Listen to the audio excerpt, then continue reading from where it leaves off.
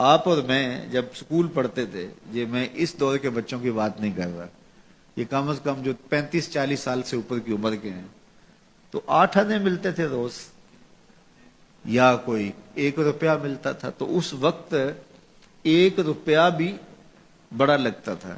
اور کبھی عید پہ یا کسی موقع پہ یا گھر میں کوئی مہمان آ جائے اور وہ 5 روپے دے جاتے تو لگتا تھا کہ آج تو اخیر ہی ہو گئی ہے۔ تو اس وقت 5 روپے بھی بڑے لگتے تھے، اس لیے کہ اس وقت ہمارے پاس لاکھوں نہیں تھے، تو 5 بھی بڑے تھے۔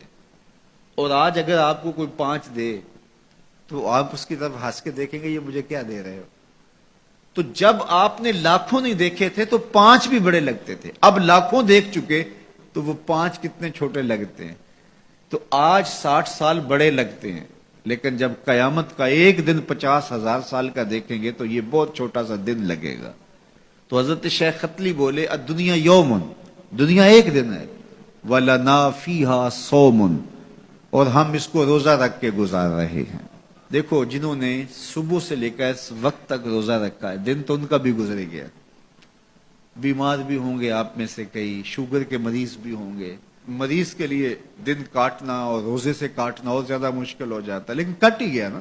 تو جب ہم روزہ افطار کر رہے ہوں گے، ٹھنڈا اور میٹھا مشروب حلق سے نیچے اتر کے رگوں کو تر کر رہا ہوگا، تو ایک عجیب طمانینت ہوگی۔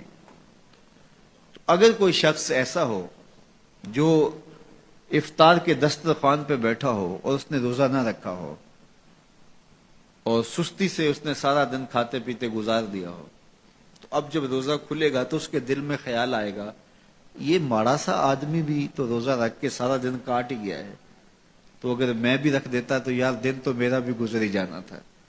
لیکن اس کو وہ رسمن ساتھ تو لے رہا ہوگا، لیکن اگر اس نے روزہ نہیں رکھا تو اس کے لیے اس میں کوئی لذت نہیں ہوگی، اس کے لیے کوئی راحت نہیں ہوگی۔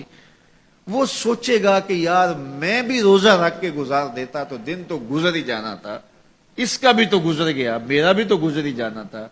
تو جب قیامت کے دن بڑے بڑے بد اعمال کرنے والے، برے اعمال کرنے والے جب سزائیں پا رہے ہوں گے تو وہ دیکھیں گے کہ یار اس فقیر کی زندگی بھی تو گزر ہی گئی تھی، اس شخص کا بھی تو وقت گزر ہی گیا تھا۔ تو حضرت داتا گنج بخش علی اجویری کے شیخ کہتے ہیں دنیا یومن وَلَنَا فِيهَا صَوْمٌ، دنیا ایک دن کے برابر ہے اور میں روزہ رکھ کے گزار رہا ہوں، اپنی خواہشات کو روکتا ہوں، اپنی آرزوؤں کو روکتا ہوں، گویا ایک روزہ رکھ کے زندگی گزار رہا ہوں۔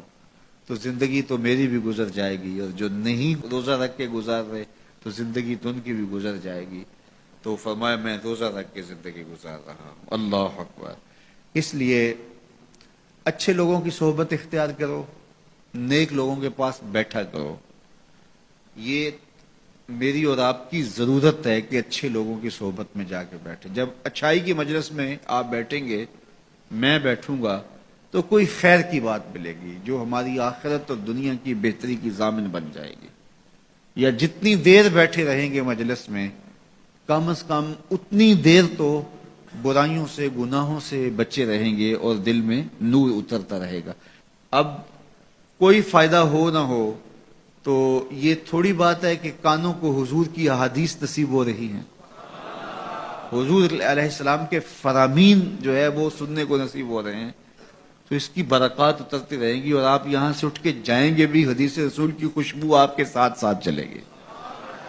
تو اسی طرح برے شخص کے پاس بیٹھنے سے یا تو برائی اثر انداز ہوگی، اور اگر نہیں ہے تو پھر نیکی اثر انداز ہوگی۔